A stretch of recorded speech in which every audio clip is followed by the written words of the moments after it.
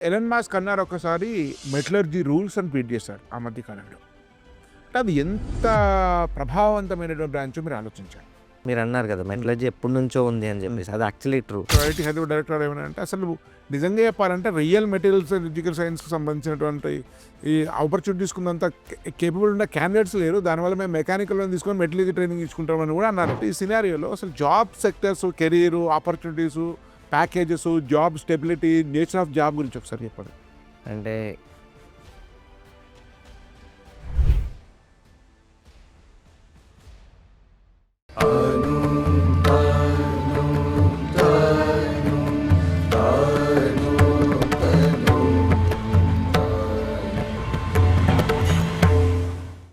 అందరికీ నమస్కారం. 9 ఎడ్యుకేషన్ అంటే యంగ్ ఐఐటియన్స్, ఆల్మోస్ట్ అందరూ ఐఐటియన్స్ ప్రతి బ్రాంచ్లో అనే విషయం చాలామందికి వ్యూవర్స్ తెలుసు. సో అందులో ఎక్కువ మంది ఐఐటి ఖరగ్పూర్ నుంచి ఉంటారు. యాక్సిడెంటల్గా ముగ్గురు ఫౌండర్స్ కూడా ఐఐటి ఖరగ్పూర్ వాళ్ళే.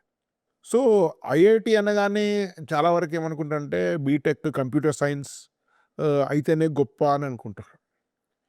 కొన్ని బ్రాంచీల గురించి అసలు పెద్దగా సమాచారం లేదు. అసలు దాన్ని ఇగ్నోర్ చేస్తుంటారు. ఆ బ్రాంచ్లు చేరితే పెద్దగా ప్లేస్మెంట్స్ రావు, దానివల్ల ఏం గ్రోత్ రాదు అని అనుకుంటుంటారు. కానీ దానిలో కొన్ని గొప్ప గొప్ప బ్రాంచెస్ ఉన్నాయి. అట్లాంటి ఎక్కువ మంది పట్టించుకుని ఒక అరుదైన బ్రాంచ్ గురించి మనం మాట్లాడుకుందాం. అది మెటలర్జీ కావచ్చు, మెటలర్జీ అండ్ మెటీరియల్ సైన్స్ కావచ్చు. ఇంకా ఆశ్చర్యం ఏంటంటే మొత్తం తెలంగాణలో అది కేవలం 2 కాలేజీలు మాత్రమే ఉంది. ఒకటి జేఎన్టీయూ, 2 మీకు ఎంజీఐటీ. ఏపీలో కూడా ఓన్లీ జేఎన్టీలో ఉంది. మరి ఎక్కడ కూడా మెటలర్జీ ఉన్నట్లేదు. కానీ మీరు చూస్తే ఐఐటీలో ఇంచుమించు ఓల్డ్ ఐఐటీలో అన్నిట్లో మెటలర్జీ ఉంది. సో ఎలన్ మాస్క్ అన్నారు ఒకసారి మెటలర్జీ రూల్స్ అని ట్వీట్ చేశారు ఆ మధ్య కాలంలో. అంటే అది ఎంత ప్రభావవంతమైనటువంటి బ్రాంచ్ మీరు ఆలోచించండి. సో ఆ బ్రాంచ్ గురించి నాలాంటి వాళ్ళు చెప్పడం కంటే ప్రతిష్టాత్మకమైనటువంటి ఐఐటి ఖరగ్పూర్లో మెటలర్జీ చదివిన వాళ్ళు చెప్తే బాగుంటుంది. సో ప్రస్తుతం మనం విహారీ గారితో మాట్లాడుతున్నాం. ఇది 9 నేరేడ్మెట్ యొక్క డైరెక్టర్. నేరేడ్మెట్ పేరు చాలామంది తెలియకపోవచ్చు, కానీ నేరేడ్మెట్ యొక్క బ్రాంచ్ చాలా చాలా సక్సెస్ఫుల్గా నడుస్తుంది. మంచి ఇన్ఫ్రాస్ట్రక్చర్, మంచి ఇండిపెండెంట్ బిల్డింగ్, వెంటిలేషన్స్ ఉన్నటువంటి బ్రాంచ్. సో దాని యొక్క డైరెక్టర్ చాలా 8 సంవత్సరాల నుంచి 9లో పనిచేస్తున్నటువంటి వ్యక్తి. విహారీ గారితో మాట్లాడే విశేషం. నమస్కారం సార్. ఇప్పుడు మెటలర్జీ అనే దాని మీద చాలామంది అసలు తెలియదు. వాళ్ళకి తెలిసిన బ్రాంచెస్ ఏంటంటే సిఎస్సి, ఈ మధ్యకాలంలో మ్యాథ్స్ అండ్ కంప్యూటింగ్, ఇంతే. తర్వాత మెకానికల్, కెమికల్, సివిల్ మాట్లాడడానికి కూడా పెద్దగా వాళ్ళు పెద్ద బి గ్రేడ్ లాగా చేస్తుంటారు. కొంత తెలుసు ఇంకో 3 బ్రాంచెస్. కానీ ఈ మధ్య చాలా స్టడీ చేశాను నేను. ఎంజీఐటీలో ఒక్కదానిలో ఎందుకు, ఎంజీఐటీ వాళ్ళు చాలామంది చెప్పారు చాలా పవర్ఫుల్ బ్రాంచ్ అండి, మీరు చెప్పండి అని రిక్వెస్ట్ చేశాను. మేము వాలంటీర్గా దాని గురించి ఒక 3 ఇయర్స్ నుంచి ఒక మిషన్ లాగా చేస్తున్నాం. దానిలో భాగంగా ఐఐటి హైదరాబాద్ డైరెక్టర్ మూర్తి గారితో కూడా ఇంటర్వ్యూ చేశారు. వారు కూడా మెటలర్జీ ఐఐటి హైదరాబాద్ డైరెక్టర్. కైరూట్ ఈ మధ్య శాటిలైట్ కంపెనీ ఫస్ట్ ఆయన దాని వైస్ ప్రెసిడెంట్ కిరణ్ గారితో చేసాం. జూమ్ మీటింగ్లో కూడా కిరణ్ గారు వచ్చారు. సో ఆయన X farmer ISRO scientist. So అంటే ఈ మెటలర్జీ యొక్క విషయం తెలియాలి. ఇంకా కంప్యూటర్ సైన్స్ తోటి జాతి నడవదు, కంప్యూటర్ సైన్స్ తోటి డెవలప్మెంట్ కాదు. సో చాలా పవర్ఫుల్ అని చెప్పి చాలా వరకు మేము ఒక మిషన్ లాగా చెప్పాం మెటలర్జీ. లక్కీగా మీరు కూడా మాట్లాడుతుంటే మెటలర్జీ అని తెలిసింది. దట్ ఐఐటి ఖరగ్పూర్ మెటలర్జీ వాళ్ళు ఎవరితో మేము మాట్లాడలేదు ఇప్పటివరకు. అసలు ఏంటి సార్ అంటే మెటలర్జీ ఉండే ఆపర్చునిటీస్, మెటలర్జీ ఉండే సిలబస్, మెటలర్జీ ఉండే గ్రోత్, ప్రైవేట్ పబ్లిక్ సెక్టర్లో కొంతమంది మెటల్ అనగానే ఏదో మైండ్లో దిగాల్సి ఉంటుంది, మా అమ్మాయిలకు సూట్ కాదు. సో ఇట్లాంటివన్నీ అంటుంటారు. ఈ మిత్స్ ఉన్నాయి. ఒకసారి వీటిని క్లారిఫై చేయండి. అంటే మీరు ఫస్ట్ ఇందాక అన్నారు కదా! మెటలర్జీ చాలామందికి తెలీదు అని చెప్పి. మెటలర్జీ అన్నది ఒక వెరీ నీష్ సబ్జెక్ట్. దాంట్లో చదివిన వాళ్ళు తక్కువ మంది. అందులో చెప్పగలిగే వాళ్ళు ఇంకా తక్కువ లోకల్ మంది. కాలేజ్ లేదు కదా అక్కడ. అవును. సో సిబిఐటీలో, విఎన్ఆర్లో ఇక్కడ ఉంటే మీకు తెలిసేది దాని గురించి. సో ఈ ఎంసెట్ కాలేజెస్‌లో కౌన్సెలింగ్‌కి కూర్చున్నప్పుడు మెటలర్జీ బ్రాంచెస్‌లో చాలామందికి కనబడదు. ఎందుకంటే ఆ కాలేజ్‌లో లేనే లేవు. సో ఇండియాలో కొన్ని ఇన్‌స్టిట్యూట్స్‌లో మాత్రమే ఈ మెటలర్జీ ఇదివరకు ఉండేది. ఈ మధ్య కొన్ని ఇన్‌స్టిట్యూట్స్ పెరగడం వల్ల మెటలర్జీ ఇంపార్టెన్స్ తెలిసి అందరికీ ఎన్ఐటీలో కూడా చాలా తక్కువ ఎన్ఐటీస్‌లో కూడా తక్కువే ఉంటాయి. మా టైంలో ఓన్లీ ఐఐటీస్‌లో ఉండేది మెటలర్జీ. మేము ఇన్‌ఫాక్ట్ నేను ర్యాంక్ వచ్చిన తర్వాత కౌన్సెలింగ్‌లోకి వచ్చినప్పుడు ఓకే, ఇది ఒక బ్రాంచ్ ఉందా? అది 12థ్ క్లాస్‌లో మనం ఒక కెమిస్ట్రీలో మెటలర్జీ అని ఒక చిన్న చాప్టర్ టాపిక్ ఉంటుంది. సో దీని మీదే ఒక బ్రాంచ్ ఉందా అని అప్పుడు తెలిసింది నాకు.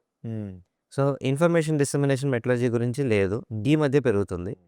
అండ్ సో, అందుకోసం చాలామందికి తెలీదు. అండ్ కోర్స్ ఎట్లా ఉంటుందంటే అండి, మనకి metallurgical and materials engineering. Usually 2 కలిపేసి చెప్తాం. యాహ్! మెటలర్జీతో ఆపేస్తారు. But metallurgical and materials engineering. So, ఇందాక మీరన్నారు కదా! మైనింగ్ అమ్మాయిలెళ్ళాలా అన్నది. సో, ఒక గ్రౌండ్ జీరో నుంచి ప్రాసెస్ చెప్పుకుంటూ వస్తే ఫస్ట్ ఓర్ అయితే బయటికి తీయాలి. అది mining part. Mining part. So, mining depart ఇవన్నీ సిస్టర్ బ్రాంచ్ అనుకోవచ్చు. సిస్టర్ బ్రాంచెస్ అనుకోవచ్చు. హ్మ్. సో, ఫస్ట్ మైనింగ్‌లోంచి వాళ్ళంతా ఫస్ట్ ఇంకా ముందుకెళ్ళాలంటే జియోఫిజిక్స్ ఫస్ట్. జియోఫిజిక్స్.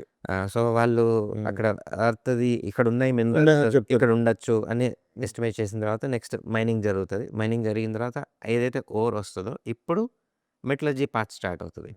అండ్ వీళ్ళు మైనింగ్‌కెళ్లారు. మైన్‌కెళ్లారు. మైనింగ్‌కెళ్లారు. మెటలర్జీ. సో, తీసేసిన దాన్ని ప్యూరిఫై ఎట్లా చేయాలి?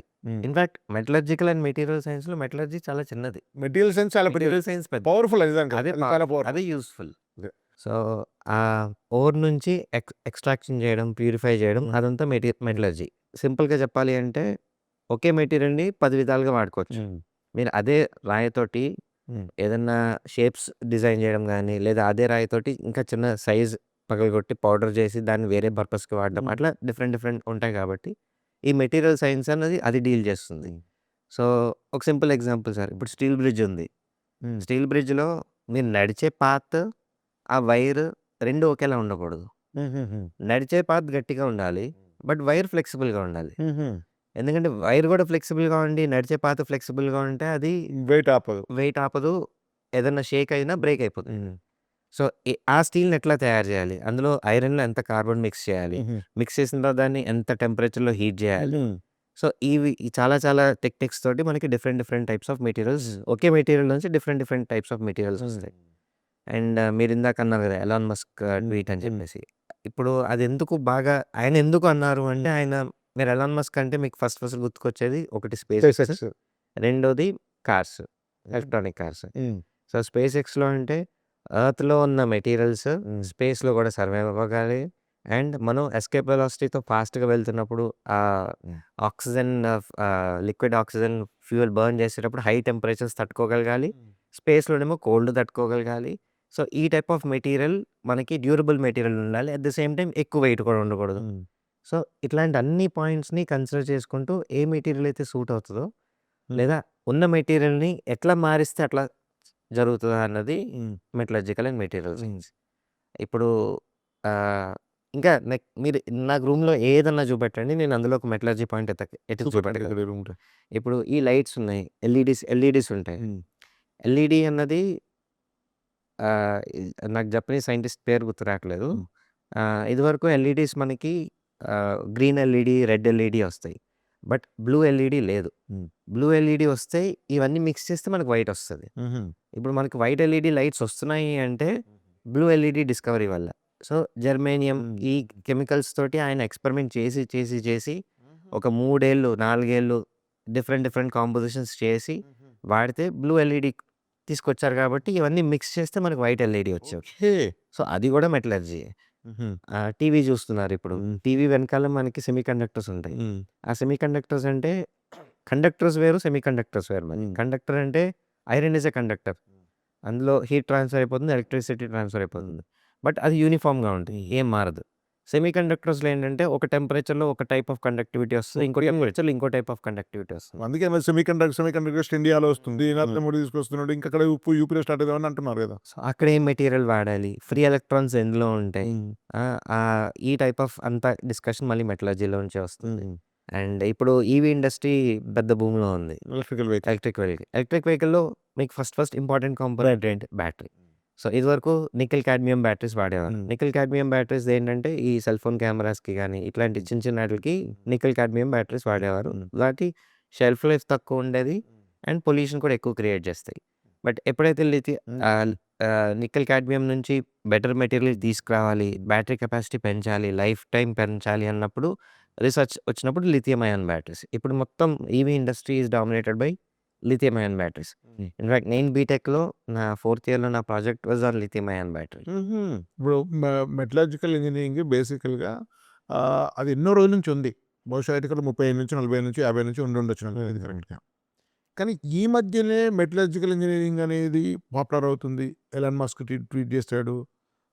తర్వాత మెటలర్జికల్ ఇంజినీరింగ్ గురించి అంతో ఇంతో చాలామంది ఎక్కువగా మాట్లాడుతున్నారు. సో, అదొక మెయిన్ స్ట్రీమ్ బ్రాంచ్ లాగా చాలా మంది చెప్తున్నారు. జనాలకు ఇంకా రీచ్ కాలేదని చెప్తున్నారు. అంటే ఈ మధ్య ఉండే ఎకనామికల్ చేంజెస్, టెక్నాలజికల్ చేంజెస్ ఏమైనా రీజన్స్ యాక్చువల్లీ ఈ మధ్య మెటలర్జీ యొక్క ఇన్‌ఫ్లూయెన్స్ పెరగడం కోసం. అంటే మీరన్నట్టు ఎలక్ట్రికల్ కార్స్ ఇట్లాంటివి.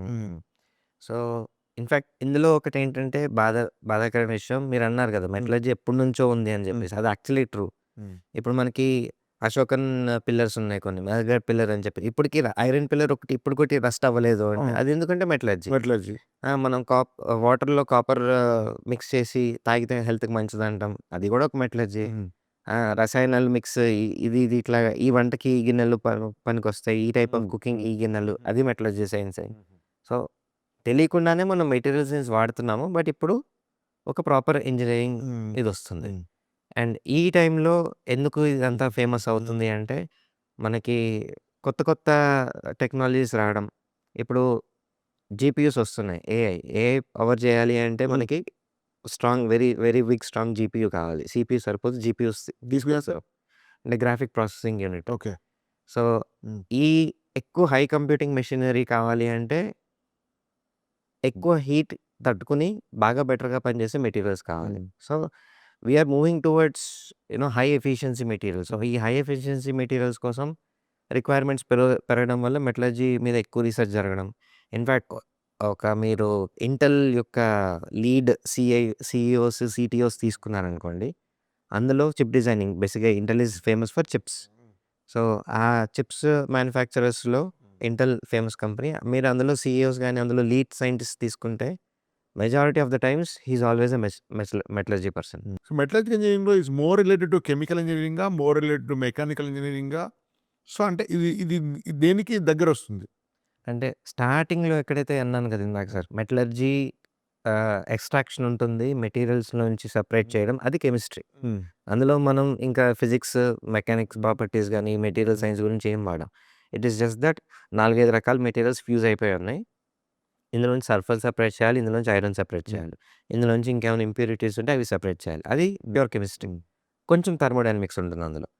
సెపరేట్ చేసిన తర్వాత ఇప్పుడు నేను ఆ మెటీరియల్‌ని ఏ రకంగా వాడగలుగుతాను. సో, అంటే నాకు దాని మెకానికల్ ప్రాపర్టీస్ కావాలి. కెమికల్ ప్రాపర్టీస్ కావాలి.